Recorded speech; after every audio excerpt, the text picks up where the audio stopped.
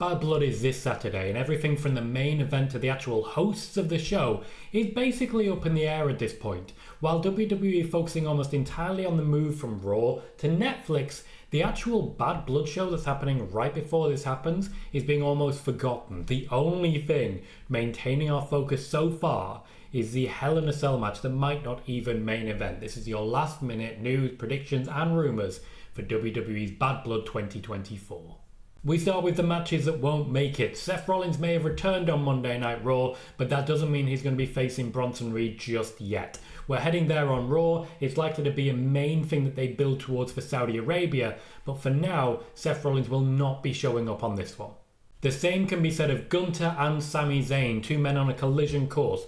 Braun Breaker himself is also teasing a face-off with Gunther, but Gunther still needs to get through Sami Zayn first. He's proven kryptonite thus far. This will be one of the big ones that Netflix will be built around when they first start that show.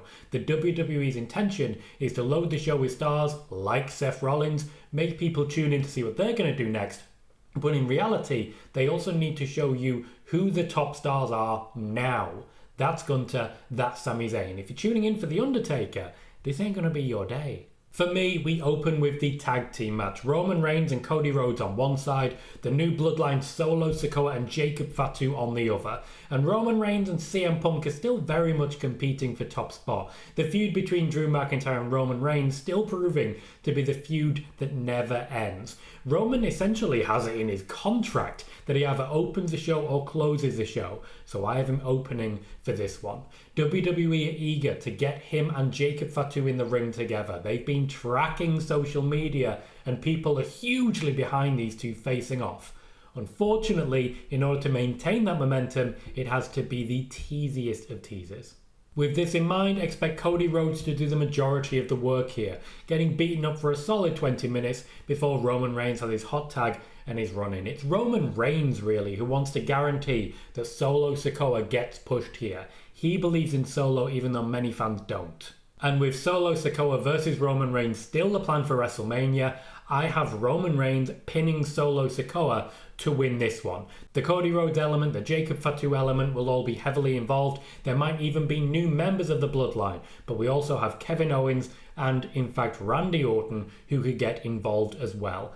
I have Roman pinning Solo Sikoa, standing in victory, raising the arms of Cody Rhodes and Kevin Owens, and then Kevin Owens dragging his hand away, shaking his head, and leaving.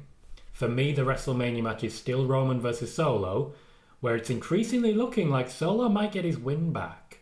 Neither Jey nor Jimmy Uso are expected to appear at Bad Blood. Jimmy Uso still recovering from injury. Jey Uso relatively newly the Intercontinental Champion. So let's just say he has bigger fish to fry right now. Bigger fish than Roman Reigns? They do in fact exist.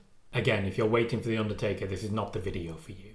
Nia Jax gets a rematch against Bayley for the Women's Championship, largely due to a lack of alternative options on the SmackDown side. There's a lot of women on the SmackDown division right now who are in creative hiatus, being reinvented, and will soon be returning to at least some sort of fanfare, hopefully, because it's desperately needed. There'll also be a number of NXT women being called up to SmackDown relatively soon into the new year, and they are desperately needed. If you've seen what happened on NXT, the next generation sure as hell look amazing, and I can't wait to see them getting involved with your Baileys, with your Liv Morgans, with Becky Lynch's when she inevitably returns as well. Interestingly, I should point out, WWE still have seemingly no intention of putting a women's championship on Naomi anytime soon.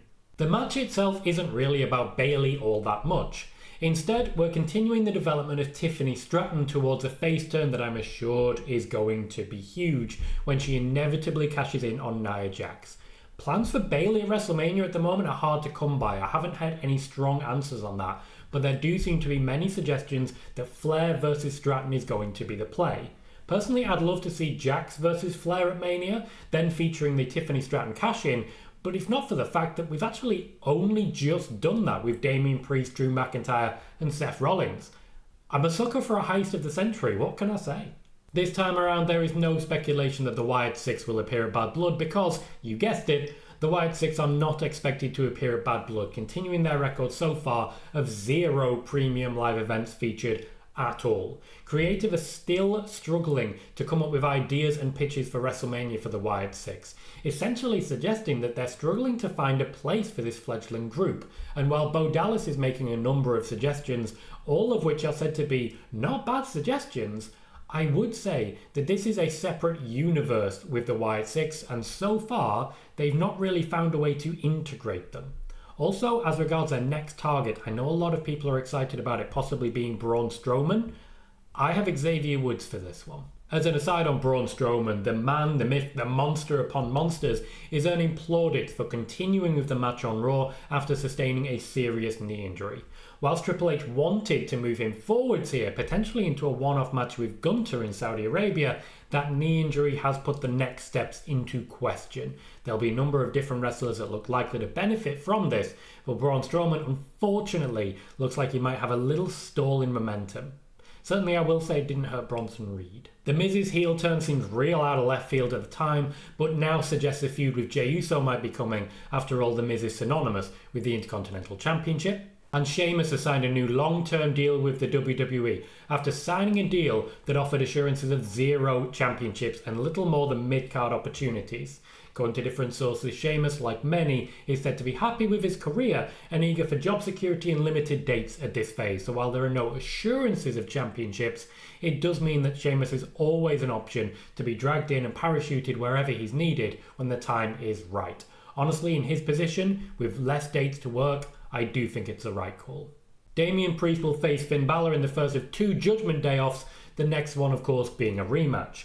This is an awkward one as I want to see this match, but unfortunately I've not been given much reason to actually care.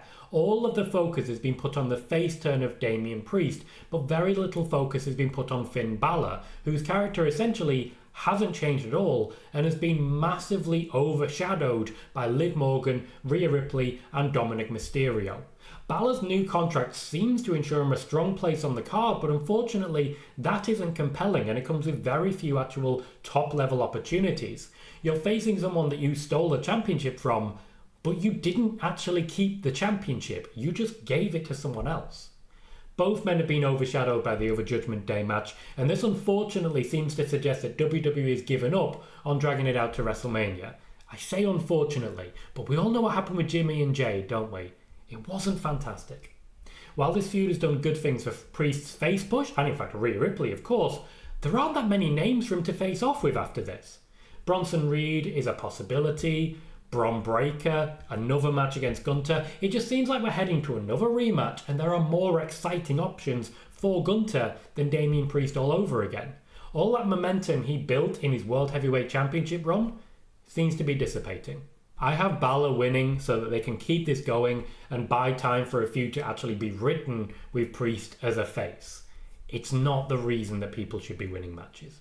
Bianca Belair and Jade Cargill will be hosting Bad Blood in effort to keep elevating Jade Cargill and maintain the relevance of Bianca Belair. One of those missions has been successful so far, the other one unfortunately not so much. For someone who is being pushed so hard, this is a difficult spot for Bianca Belair, but still a good spot for Jade Cargill, whom will have to show her mic skills have also developed during her time in WWE thus far. I do feel like this pairing has done little to nothing for Bianca Belair, someone who was actively winning and holding long-term the top championships has been nowhere near this season, and that has meant quite difficult moments. If the plan eventually is a feud between the two of them, Jade Cargill can't carry it. She absolutely can't. So we're in a difficult spot and nowhere near ready for it. WrestleMania might well be Bianca Belair versus Jade Cargill, that's what I personally expect to see. But really, the WWE might have to call an audible here. Our second Judgment Day match is a SummerSlam rematch between Liv Morgan and Rhea Ripley, and another one that I don't see going the way of the good guys. A shark cage might eliminate Dominic Mysterio and hold him over the ring. I certainly can't see him doing the China thing and bending the bars. But Judgment Day continues to be involved. However much they might fracture, there is always a possibility of more Judgment Day. I can't see a world in which one of these two isn't women's champion come WrestleMania, so I see this being as inconclusive as all the rest of them have been. A return for Raquel Rodriguez is imminent, so interference here and a pairing between Raquel and Liv Morgan in Judgment Day seems to be the safe bet. It's also a new way to separate Ripley for a couple of months, and that can only be a good thing, giving her people to work with that doesn't automatically mean she's fighting for the same championship in the same feud the whole time. Raw really needs something new for the women's division. Someone just needs to step up and be the man now, you know? That leaves us with our main event, the Hell in a Cell match between CM Punk and Drew McIntyre. And suddenly, I've got to say, the Royal Rumble is coming into play. For those who don't want a spoiler warning, I personally have Drew McIntyre winning the Royal Rumble, going on to WrestleMania to face Gunther in a winning effort for the World Heavyweight Championship. That allows CM Punk to get the match with Seth Rollins that we came so close to before both men picked up injuries, in Seth Rollins' case multiple injuries, before last year's WrestleMania. Because of this, we can only keep one man strong. So, this should be easy enough. CM Punk wins the match, goes on to lose to Gunther at WrestleMania. Drew McIntyre loses, takes a couple of months off as per the terms of his new contract, and then returns triumphant at the Royal Rumble, eliminating a CM Punk last who's been distracted by Seth Rollins. It should be that easy, if that's where we're headed. The problem is, of course, that this is WWE, where anything can happen. There is seemingly always a route that ends with CM Punk as World Heavyweight Champion come WrestleMania, or competing for it with Seth Rollins somehow finding a way to become that champion. The Royal Rumble could well be a win for CM Punk, something that many expected this time last year as well. Well, to be fair, he hadn't even returned this time last year. The only people really saying he was going to win the Rumble was me. There are routes which result in a McIntyre win and heading to something new and interesting. And in fact, there are routes where Drew McIntyre wins here, takes the championship from Gunther at War Games, and then we do get CM Punk winning the Rumble to face Drew McIntyre. Certainly the feud is not disappointed, so I wouldn't be that angry about it. What I would be angry about would be how mistreated Gunther would be in this situation, particularly when you consider how strong his IC championship run was. This man should hold that belt for years. We should be coming close to Roman Reigns. He's not even on the card. Bad Blood unfortunately looks like it's going to be defined entirely by one match, and if that match doesn't deliver, we are going to see some issues here. Key players in the overall WWE pantheon are missing from this, and it really does show how heavily WWE are relying on Judgment Day to be the difference maker. Now, Judgment Day are running plaudits backstage. They have been the entire time, but they can't do everything, surely. It's Bloodline, it's Judgment Day, it's Hell in a Cell. Anything else, unfortunately, is going to be largely forgettable. Tell me in the chat which match you're most looking forward to on this year's Bad Blood, and I'll see you for the next one.